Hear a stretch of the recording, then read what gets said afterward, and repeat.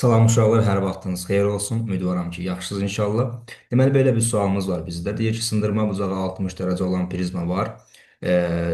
İşıq şüası prizmanın içindən, yəni prizmadan çıxır havaya.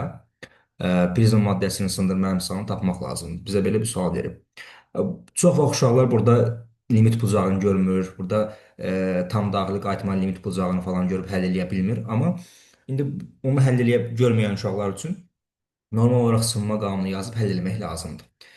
Deməli, işığın sınma qanunu yazıb bunu həll edəcəyik. İndi baxaq birinci. Bura 60 dərəcədir. Deməli, bura 90 dərəcə imiş. Bura 90-dır zaten görünür. Bura 90-dırsa, deməli mənim bu hissə, bax bu hissə oldu. 60-90 bu oldu nə? 30 dərəcə. Bunu bilirəm. Bu hissə azaddır. Mənim bəs bu düşmə bucağıdır? Xeyr, düşmə bucağı deyil. Düşmə bucağı nə idi?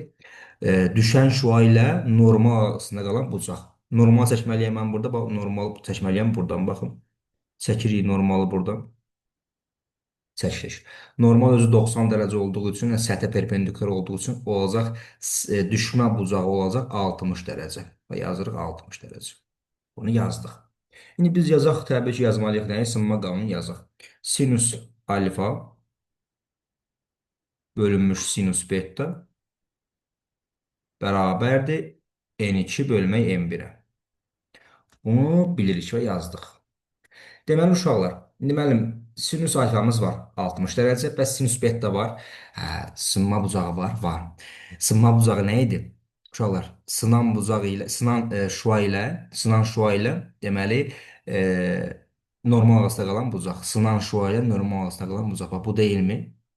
Aha, sınma bucağı nə oldu? 90 dərəcə. Yazaq indi.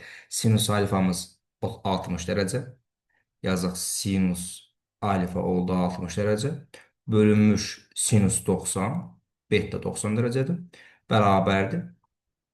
Biri havaya çıxırsa, deməli, havaya çıxıb. Yəni ikinci müd havadsa N2 1 olacaq. N1-i tapmaq lazım. Yəni prizmanı tapmaq lazımdır. Sinüs 91-dir. Sinüs 60 da kökdə 3 bölü 2-dir. Kökdə 3 bölmək 2, yəni bir də məxrəcə bir yazmıram. Bərabərdir 1 bölmək N1. Buradan N1-i tapsam olacaq 2 bölmək kökdə 3. Bu qədər uşaqlar. Sağ olun, salamat qalın. Yəni limit bucağını tap bilməsəz belə, limit bucağını yazıb həll eləməsəz belə bunu həll edə bilərsiniz. Sağ olun, hələlik uşaqlar.